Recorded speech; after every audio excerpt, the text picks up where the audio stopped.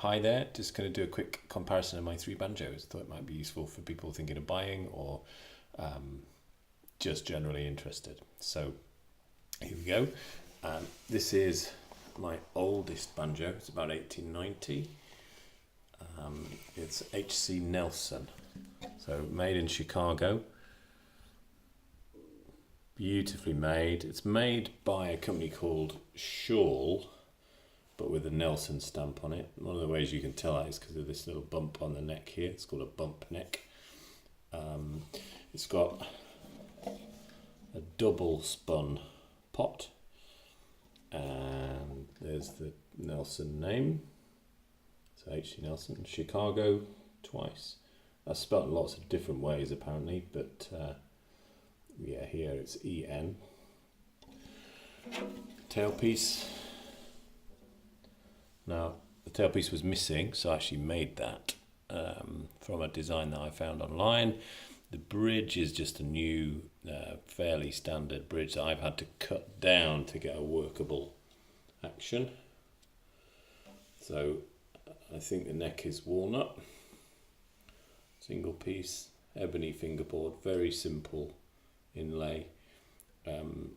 The star on the top is a nickel plated star, very simple, beautiful, original celluloid tuners, and that's a non-original. I didn't put it on, but it's an old violin peg on the 5th string. Works fine.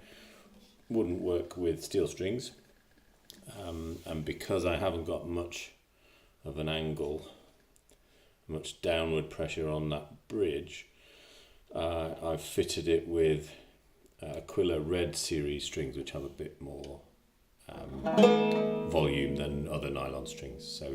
So anyway, they're all tuned the same, these banjos, and let's just give you a bit of a tune.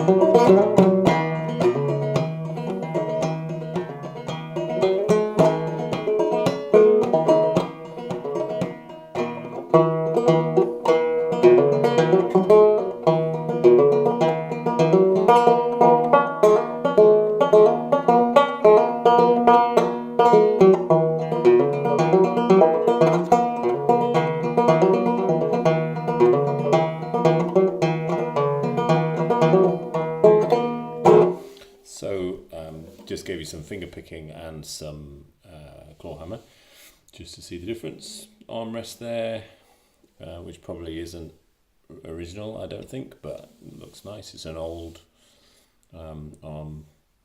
So there you go. That's the Nelson, Chicago built, original hooks. I made the tailpiece. Buffalo horn it's made from. Anyway, that's that. The next oldest.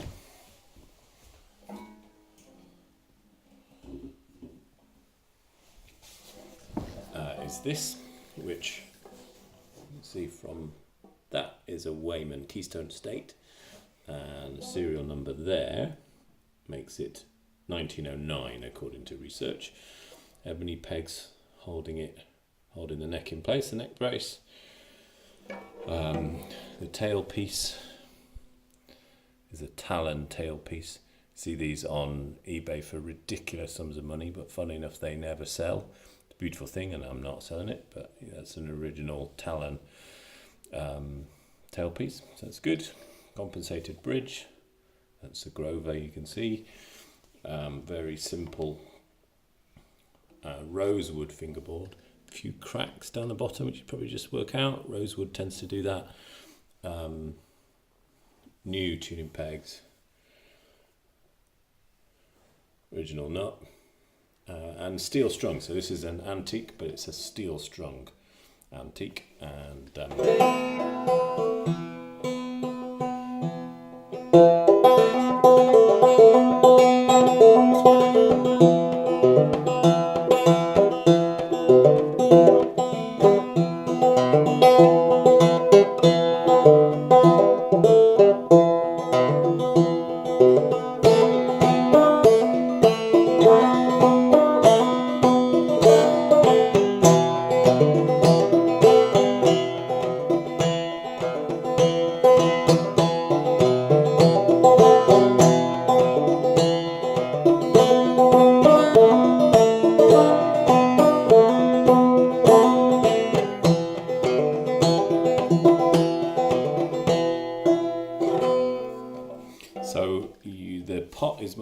This is a 10 3/4 or thereabouts inch pot. You can see it's got really thin, lightweight steamed wood around the edge, which is normal for these. You can just about make out the edge of the spun pot there, which is a very thin brass tube, so very much like a simple brass tube tone ring, and actually gives it a really nice simple old-timey sound. So I really like this. You can see there are some rust stains here. They came off a strange thing which was a Grover built, called it a tone ring, but really it just sort of pushed on the banjo head and tightened it up, and worked a little bit like shoving a pair of socks underneath here, which I guess a lot of us do anyway. So 1909 Talon tailpiece, Weymann Keystone State.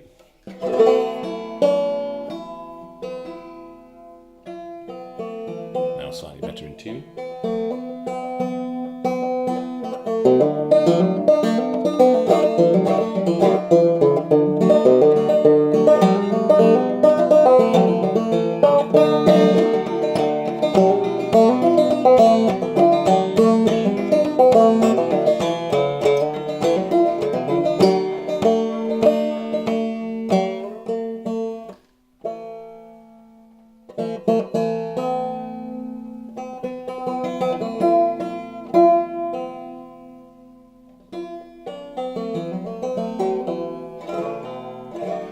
Okay, so that's that.